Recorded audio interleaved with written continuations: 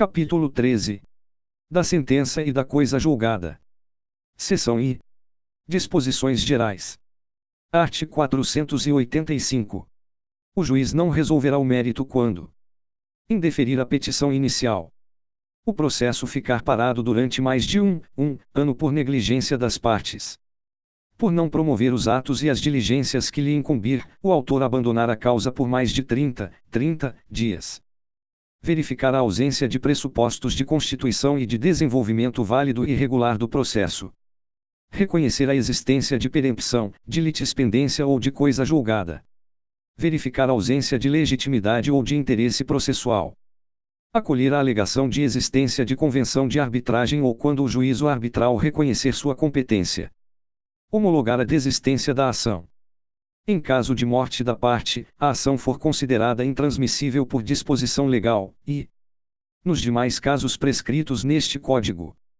Primeiro, nas hipóteses descritas nos incisos 2ª e 3ª, a parte será intimada pessoalmente para suprir a falta no prazo de 5 dias. Segundo, no caso do primeiro, quanto ao inciso 2º, as partes pagarão proporcionalmente as custas, e, quanto ao inciso 3º, o autor será condenado ao pagamento das despesas e dos honorários de advogado. Terceiro, o juiz conhecerá de ofício da matéria constante dos incisos 4ª, 6ª e 9ª, em qualquer tempo e grau de jurisdição, enquanto não ocorrer o trânsito em julgado. Quarto, oferecida a contestação, o autor não poderá, sem o consentimento do réu, desistir da ação. Quinto, a desistência da ação pode ser apresentada até a sentença.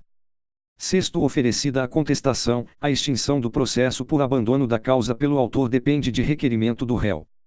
Sétimo, interposta a apelação em qualquer dos casos de que tratam os incisos deste artigo, o juiz terá 5 dias para retratar-se. Art. 486. O pronunciamento judicial que não resolve o mérito não obsta que a parte proponha de novo a ação.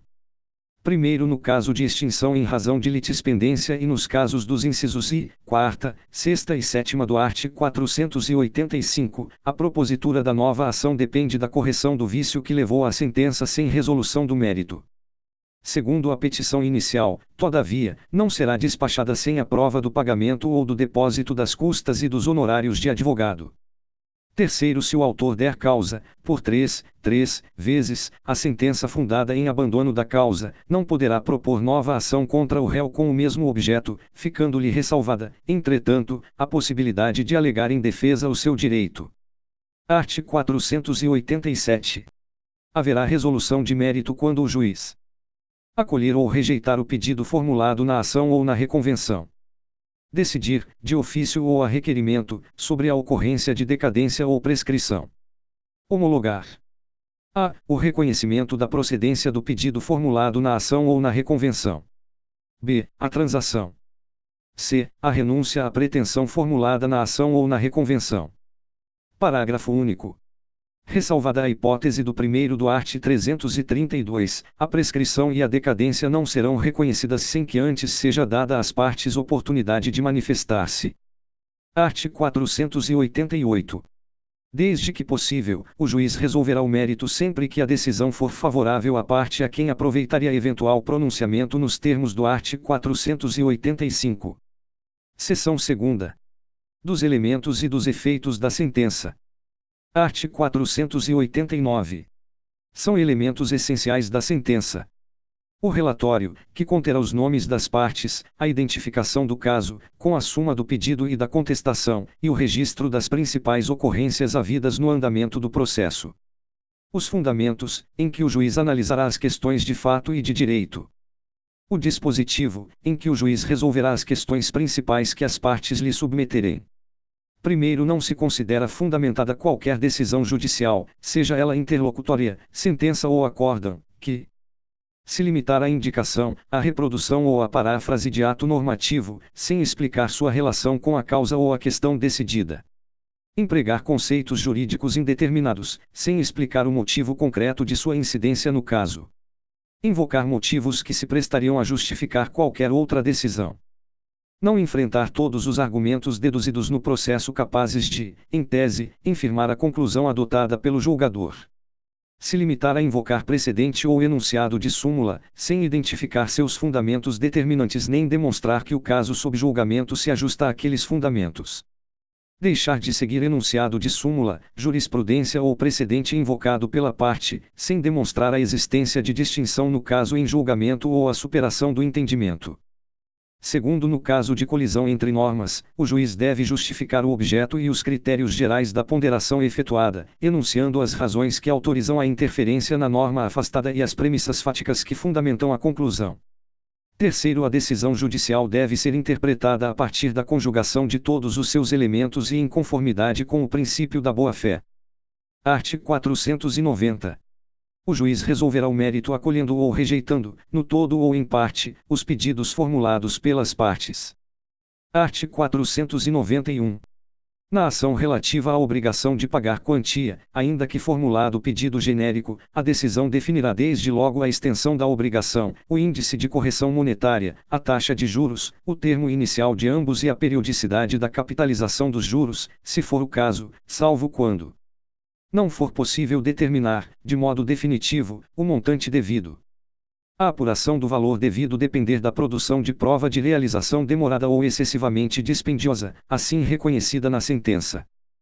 Primeiro, nos casos previstos neste artigo, seguir-se-á a apuração do valor devido por liquidação. Segundo, o disposto no caput também se aplica quando o acórdão alterar a sentença. Art. 492.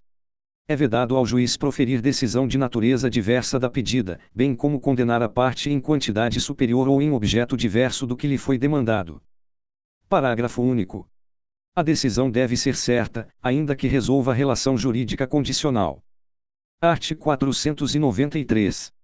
Se, depois da propositura da ação, algum fato constitutivo, modificativo ou extintivo do direito influir no julgamento do mérito, caberá ao juiz tomá-lo em consideração, de ofício ou a requerimento da parte, no momento de proferir a decisão. Parágrafo único. Se constatar de ofício o fato novo, o juiz ouvirá as partes sobre ele antes de decidir. Art. 494. Publicada a sentença, o juiz só poderá alterá-la para corrigir-lhe, de ofício ou a requerimento da parte, inexatidões materiais ou erros de cálculo, por meio de embargos de declaração. Art. 495. A decisão que condenar o réu ao pagamento de prestação consistente em dinheiro e a que determinar a conversão de prestação de fazer, de não fazer ou de dar coisa em prestação pecuniária valerão como título constitutivo de hipoteca judiciária. Primeiro, a decisão produz a hipoteca judiciária, embora a condenação seja genérica. Ainda que o credor possa promover o cumprimento provisório da sentença ou esteja pendente arresto sobre bem do devedor, mesmo que impugnada por recurso dotado de efeito suspensivo. Segundo, a hipoteca judiciária poderá ser realizada mediante a apresentação de cópia da sentença perante o cartório de registro imobiliário, independentemente de ordem judicial, de declaração expressa do juiz ou de demonstração de urgência. Terceiro, no prazo de até 15 dias da data de realização da hipoteca, a parte informará ao juízo da causa, que determinará a intimação da outra parte para que tome ciência do ato. Quarto, a hipoteca judiciária, uma vez constituída, implicará, para o credor hipotecário, o direito de preferência, quanto ao pagamento, em relação a outros credores, observada a prioridade no registro. Quinto, sobrevindo a reforma ou a invalidação da decisão que impôs o pagamento de quantia, a parte responderá, independentemente de culpa, pelos danos que a outra parte tiver sofrido em razão da constituição da garantia, devendo o valor da indenização ser liquidado e executado nos próprios autos. Seção 3ª. Da remessa necessária. Art. 496.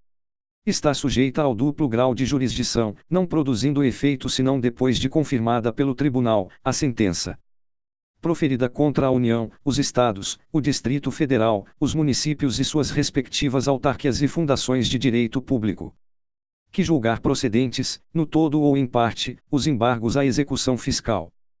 Primeiro, nos casos previstos neste artigo, não interposta a apelação no prazo legal, o juiz ordenará a remessa dos autos ao tribunal, e, se não o fizer, o presidente do respectivo tribunal avocá-lo-á. Segundo, em qualquer dos casos referidos no primeiro, o tribunal julgará a remessa necessária.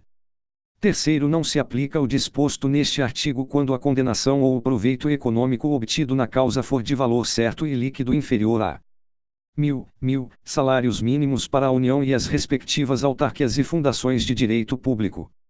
500 salários mínimos para os estados, o Distrito Federal, as respectivas autarquias e fundações de direito público e os municípios que constituam capitais dos estados. 100 salários mínimos para todos os demais municípios e respectivas autarquias e fundações de direito público.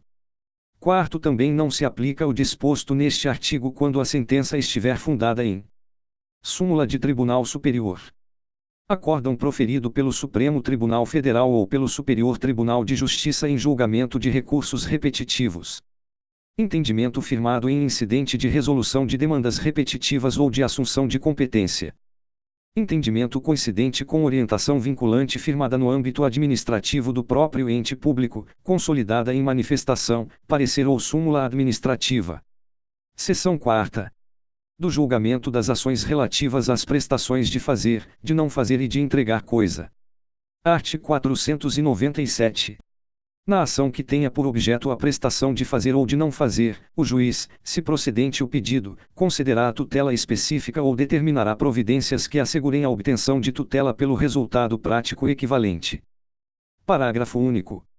Para a concessão da tutela específica destinada a inibir a prática, a reiteração ou a continuação de um ilícito, ou a sua remoção, é irrelevante a demonstração da ocorrência de dano ou da existência de culpa ou dolo. Art. 498. Na ação que tenha por objeto a entrega de coisa, o juiz, ao conceder a tutela específica, fixará o prazo para o cumprimento da obrigação. Parágrafo único. Tratando-se de entrega de coisa determinada pelo gênero e pela quantidade, o autor individualizá-la na petição inicial, se lhe couber a escolha, ou, se a escolha couber ao réu, este a entregará individualizada, no prazo fixado pelo juiz. Art. 499. A obrigação somente será convertida em perdas e danos se o autor o requerer ou se impossível a tutela específica ou a obtenção de tutela pelo resultado prático equivalente. Art. 500. A indenização por perdas e danos dar-se-á sem prejuízo da multa fixada periodicamente para compelir o réu ao cumprimento específico da obrigação. Art. 501. Na ação que tenha por objeto a emissão de declaração de vontade, a sentença que julgar procedente o pedido, uma vez transitada em julgado, produzirá todos os efeitos da declaração não emitida. Seção V. Da coisa julgada. Art. 502. Denominar-se coisa julgada material a autoridade que torna imutável e indiscutível a decisão de mérito não mais sujeita a recurso. Art. 503. A decisão que julgar total ou parcialmente o mérito tem força de lei nos limites da questão principal expressamente decidida. Primeiro, o disposto no caput aplicar-se à resolução de questão prejudicial, decidida expressa e incidentemente no processo, se dessa resolução depender o julgamento do mérito. A seu respeito tiver havido contraditório prévio e efetivo, não se aplicando no caso de revelia. O juízo tiver competência em razão da matéria e da pessoa para resolvê-la como questão principal. Segundo a hipótese do primeiro, não se aplica se no processo houver restrições probatórias ou limitações à cognição que impeçam o aprofundamento da análise da questão prejudicial. Art. 504. Não fazem coisa julgada. Os motivos, ainda que importantes para determinar o alcance da parte dispositiva da sentença. A verdade dos fatos, estabelecida como fundamento da sentença. Art. 505. Nenhum juiz decidirá novamente as questões já decididas relativas à mesma lide, salvo se, tratando-se de relação jurídica de trato continuado, sobreveio modificação no estado de fato ou de direito, caso em que poderá a parte pedir a revisão do que foi estatuído na sentença. Nos demais casos prescritos em lei. Art. 506. A sentença faz coisa julgada às partes entre as quais é dada, não prejudicando terceiros.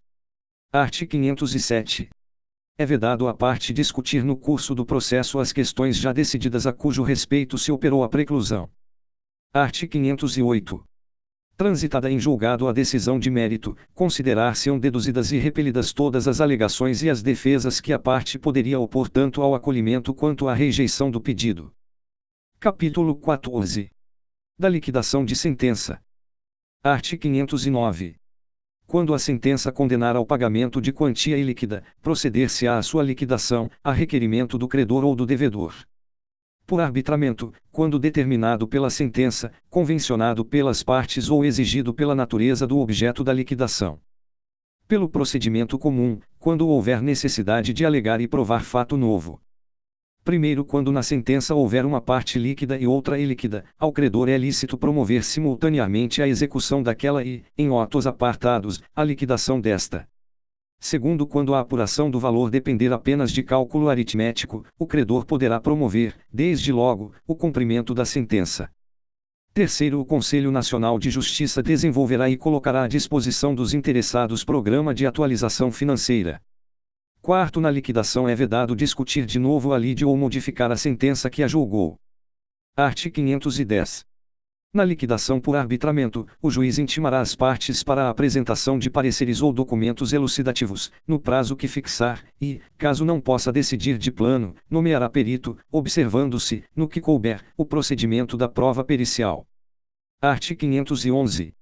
Na liquidação pelo procedimento comum, o juiz determinará a intimação do requerido, na pessoa de seu advogado ou da sociedade de advogados a que estiver vinculado, para, querendo, apresentar contestação no prazo de 15 dias, observando-se, a seguir, no que couber, o disposto no livro e da parte especial deste Código. Art. 512.